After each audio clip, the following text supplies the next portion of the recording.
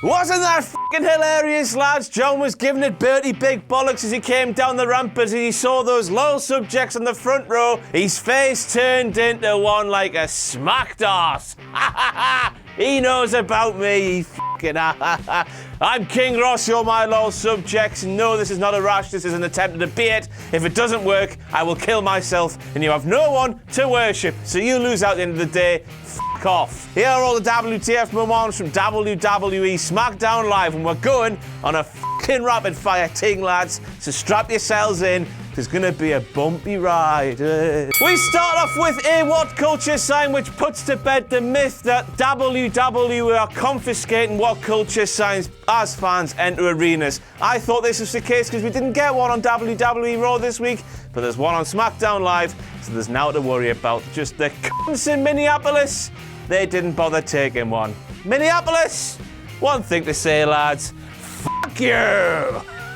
So last week we had Bray in a coffin surrounded by sheep druid things, and this week he's doing blah, like The Undertaker does. Gimmick infringement. If there's one gimmick you shouldn't copy, it's Undertaker's, and Bray's done it for 2 weeks in a row. What a uncreative arsehole.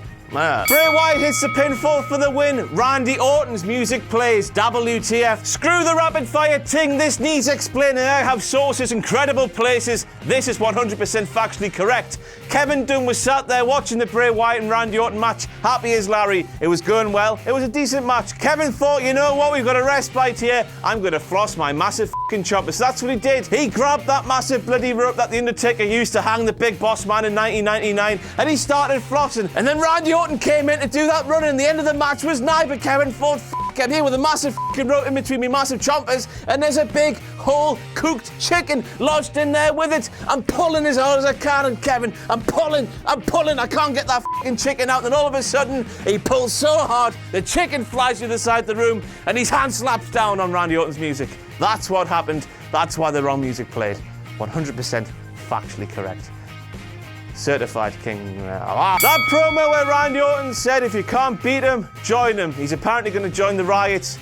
Quite frankly, it's a load of f***ing shit. He's not going to join the riots, is he? If Randy Orton rocks up next week to SmackDown Live with dreadlocks, I'll punch Chris in the face behind the camera. I f***ing will. I'll quit again. F*** off then, sounds better. Tell me why! If you're Daniel Bryan, would you have a match between Nikki Bella and Natalya with the loser not being on the Women's Survivor Series team at all? They are the two most experienced campaigners on the roster. They are two of the best you have. Why would you not want them both fighting for the same cause? Instead, you've booted Natalya to the curb. WTF, Bryan, where's the sense behind that? Backstreet Boys at the start of that one.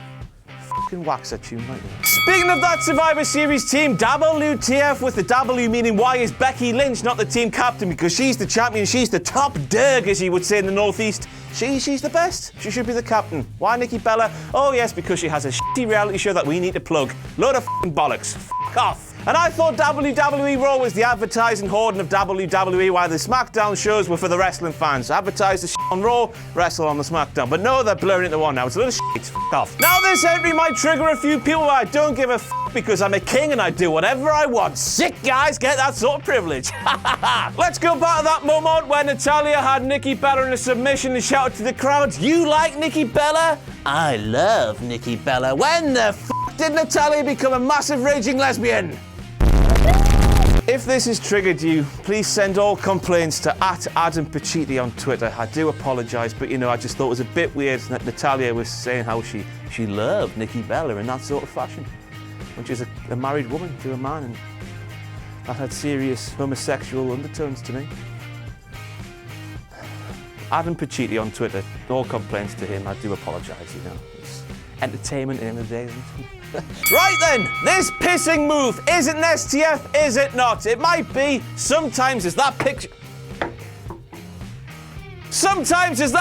there demonstrates John Cena locks his arm like Nikki Bella does there. Other times he does that shitty thing where he like cuddles their cheeks and doesn't make it look very painful at all. But Nikki there, she's got the leg in there as well in that little hold. So it isn't an STF. Mauro called it an STF. Then Nikki went on Twitter and said, "No, Mauro, that's not an STF. So WTF is it?" I did a bit of reading on the interweb today. Apparently Nikki went to Daniel Bryan for advice on wrestling when she is in a relationship with John Cena, the GOAT, potentially. So she's gone behind John's back to Daniel Bryan. Ooh. But aye, Mauro might have been right, he might not have been right. It's a sort of STF. Let's leave it at that. I'm losing the will to fucking live here. It's Otunga time, motherfuckers, and we have that moment where David Otunga claimed that this is the best Dolph Ziggler that he has ever seen. Oh yes, that Dolph Ziggler who lost every pissing match for 2 years before just about clinging onto his job a few weeks ago. That's the best Dolph we've ever seen, is it, Dave? Forget about that scamp who won 2 world championships, stole the show every fucking night, did all sorts of great things. This one now is the greatest of all time. Ah, fuck off, Dave. Mountain Law School. Get in there and never come out, you arsehole. And wear a suit when you're on commentary. You're there next to JBL and Mauro, and you got some sort of cargo coat on. You unprofessional pile of smegma knob cheese. Wear a suit. It might improve your commentary. You're there in casual clothing. You're treating this job very casually. If you dress professionally, it might up your game. It's all in the mental thing, Dave. Just change, man. Just fuck off. Just go away. What's the crack, Heath Slater? Don't you know it's 2016 where every fucker in the world gets offended at the drop of a hat? No matter what you say, there will be someone somewhere that gets offended. I hate living in 2016. Why the can't we go back to the 90s or whatever, where everyone loved each other? Peace, love, and hippies. Anyway, so when Maurice was plonked in front of The Miz and the Spirit Squad when they were confronted by Heath Slater, Rhino, and Dolph Ziggler, Heath said, "Well, it looks like you don't want to fight if you're putting a woman in front of you." It's just the way he said women. So aye, just the way you said woman there, Heath. You know, people will be triggered. Right then, so you remember how Raw and SmackDown are supposed to be going head-to-head on everything such as television ratings and merchandise sales and pay-per-view buys? Well, here we had the SmackDown Live pre-show panel promoting Hell in a Cell, which of course is a Raw exclusive event. The SmackDown lot, they shouldn't give a shit what's happening on Raw, but there they are, shilling Raw's product. They're going head-to-head, remember. Of course they're going head-to-head. That wasn't a massive bloody lie by Vince McMahon that's been in every single fucking video of mine since the brand split came into force. Here we are again. Load of shit. Numbers, I'm struggling. Rapid fire thing went out window, didn't it? Who gives a shit? They shouldn't have been talking about it, is what I'm saying. It's John O'Clock, motherfuckers! I can't believe it. I am so relieved. I thought we weren't going to have one this week, but he's in there, like swimwear, right at the last minute. Phew! And right now, somewhere over yonder in the office, Jack G. King and Adam Blompier going, "Oh, isn't he loud? Oh, I want to get on with my work. Oh, I want to style my funny haircuts." Load of shit. It's John O'Clock. Let's enjoy the moment. Drink it in, man. We have that moment where JBL said that Dean Ambrose was getting under AJ Styles' head. Of course, the common phrase is getting under his skin. Getting under his head made me think of penises and bell ends getting under his... Oh, I'm a dirty bugger. And that's it for the WTF Moments from WWE SmackDown Live. I've been King Ross, you've been my loyal subjects.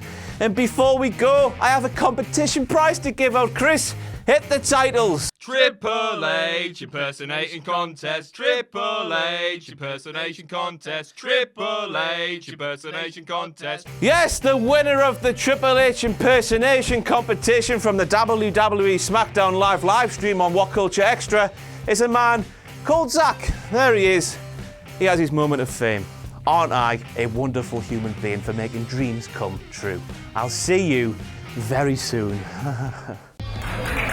Taking out Hendry, and now Crossroads by Cody Rhodes on the WCPW World Champion, and now the son of the American Dream, staring at his own reflection in the WCPW World Title belt. This Saturday on an all-new episode of WCPW Loaded, the Kiwi Buzzsaw Travis Banks versus Martin Kirby. After last week's vicious attack, Miss Roxy seeks revenge on Kimberly. And Joseph Connors will defend his WCPW championship against the star that left him in the dust, Cody Rhodes. All this and more Saturday, 8 p.m., 3 p.m. Eastern on WhatCulture Wrestling.